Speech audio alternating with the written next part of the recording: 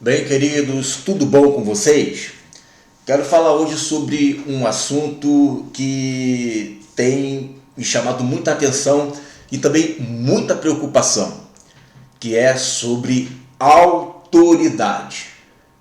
Esse é um assunto que está bem implícito e explícito na Bíblia, que é sobre autoridade, princípios de autoridade. E esse princípio é tão importante que você vê lá em Hebreus, no capítulo 6, quando ele vai falar sobre os primeiros rudimentos da fé cristã. Você sabe que é a fé em Deus, a doutrina dos batismos, imposição de mãos, arrependimento de obras mortas, ressurreição dos mortos e juízo eterno. Isso está lá em Hebreus, no capítulo 6, e no versículo 2 fala sobre a imposição de mãos. Por que eu estou falando sobre a imposição de mãos? Porque a imposição de mãos ela serve para delegar autoridade, transferência de autoridade. Você observa que quando Melquisedeque ele abençoou Abraão, lá em Hebreus, no capítulo 7, no versículo 7, diz que sem contradição alguma, o menor ele é abençoado pelo maior. E isso tem a ver com aquilo que Jesus falou, que nenhum discípulo é superior ao seu mestre, mas todo aquele que for maduro, que for perfeito, que for teleio, será semelhante ao seu mestre. E nós sabemos que Jesus ele nos ensinou, nos ordenou a fazer discípulos. Agora, uma coisa interessante que eu quero abrir, que está aqui em Josué, no capítulo 1, versículo 1, diz assim: E sucedeu depois da morte de Moisés, servo do Senhor, que o Senhor falou a Josué, filho de Num, servo de Moisés, dizendo, ou seja, Josué, ele era conhecido como servo de Moisés. O primeiro princípio que a gente aprende aqui, isso está lá em Êxodo, no capítulo 17, no versículo 10, revela que Josué, ele era obediente a Moisés. O texto revela Josué como servo de Moisés, e Êxodo 17:10 diz que ele era obediente a Moisés. O que eu quero dizer é que não existe princípios de autoridade sem que haja princípios de obediência. Tem que estar linkado uma coisa à outra. A autoridade, ela só é delegada se houver quem a delegue. A gente observa muito no meio evangélico, no meio gospel e até mesmo no YouTube, pessoas que se auto-intitulam mestres da igreja, que se auto-intitulam pastores da igreja, que só falta colocar a mão nela mesma. Só faltou isso. Você vai ver aqui em Êxodo, no capítulo 24, versículo 13, diz assim: E levantou-se Moisés com Josué, seu servidor, e subiu Moisés o monte de Deus.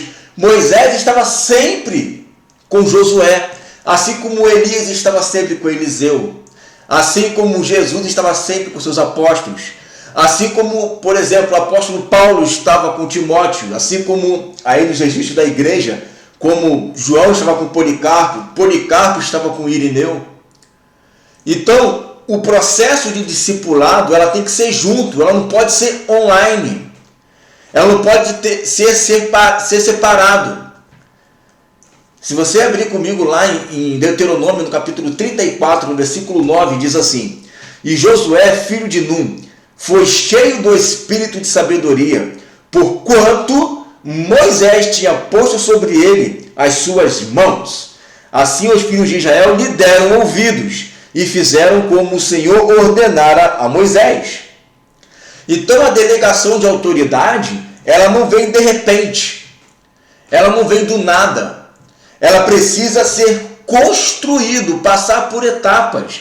A gente percebe que para que o povo reconhecesse Josué como uma autoridade, foi necessário que diante de todo o povo, aos olhos do povo, Moisés colocasse a imposição de mãos sobre Josué e transferisse essa delegação de autoridade, de poder. O espírito de sabedoria veio sobre Josué por intermédio de uma delegação de autoridade.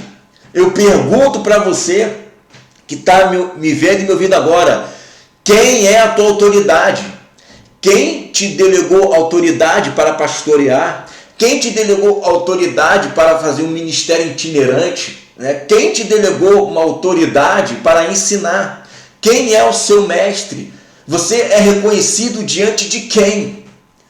Quem são as pessoas que estão perto de você e te dizem, este é o meu mestre, este é aquele que eu obedeço? Porque o ministério de mestre é um ministério que está lá em Efésios, que fala sobre apóstolos, profetas, pastores, evangelistas, mestres. É um ministério forte que é para a edificação da igreja. E a gente observa pessoas que estão no seio da igreja, e muito mais agora com o advento da internet, basta você direcionar uma câmera para você, gravar um vídeo, pronto, eu sou professor. Mas aonde você congrega? Sobre quem você está fazendo discípulos? Sobre quem você está sendo mestre? Isso, debaixo de quem você está sendo submisso? Porque o princípio de submissão e autoridade está desde Gênesis até Apocalipse. Em todo o tempo você vê pessoas ensinando, você vê mestres, você vê discípulos, você vê pessoas que estão debaixo de autoridade. Deus constituiu apóstolos. Apóstolos constituíram presbíteros, bispos, para a saúde da igreja. Não tem nada solto. E uma coisa que muito me preocupa são pessoas que se auto-intitulam pastores, mestres, bispos, apóstolos, e só falta querubim e serafim, e o povo está lá vibrando, achando que isso é normal, mas não tem uma história. O camarada não tem uma história, ele não construiu uma história, ele não passou pelas etapas da obediência. Primeiro ele tem que servir, depois ele tem que receber a autoridade, depois ele tem que ser reconhecido pelo povo, para depois de tudo isso concluir e ser uma bênção. Mas está fazendo do lado inverso. Se você for pegar a história de muitas dessas pessoas que se auto-intitulam mestres da igreja, arautos proféticos da igreja, você vai ver que são histórias que partem de uma vida que não tem um exemplo na família, parte de uma vida em que sempre briga com alguém, ou sempre é mal falado na região onde mora, não tem vínculos eclesiásticos com ninguém, são pessoas soltas, sozinhas. E isso é antibíblico, isso não está certo. Pessoas que acabam de entrar muitas vezes na igreja, já colocam o camarada para pregar, para ensinar, e não tem base nenhuma. Independente se ela é uma pessoa muito influente na igreja, na sociedade, se é uma pessoa muito influente na política, se é uma pessoa muito influente aonde ela reside, não interessa. Entrou, tem que ficar do lado de alguém experiente, porque o reino espiritual não são como os reinos desse mundo. Então, muito cuidado para que você empreste o seu ouvido, muito cuidado para que você empreste o púlpito da igreja, para que você não esteja pegando alguém que tem uma ótima oratória, que tem até um bom conhecimento, mas não quer se sujeitar à autoridade. Quem não se sujeita à autoridade é o diabo que não quis se sujeitar à autoridade, e por mais conhecimento que ele tinha. Eu sei que eu estou pegando na ferida aí, mas é um princípio que eu não vou abrir mão. Em todo o meu tempo, eu sempre me sujeitei à autoridade, sempre. E todas as autoridades que eu me sujeitei, eu tenho portas abertas com todas elas. Com todas elas eu tenho portas abertas, porque não há em mim vestígio de rebelião. Graças a Deus, essas coisas não sobem no meu coração. E se tiver que ser sujeito até a minha morte, eu vou continuar sendo sujeito tranquilissimamente. Agora, tem gente que não quer se sujeitar, porque não tem capacidade para ouvir não.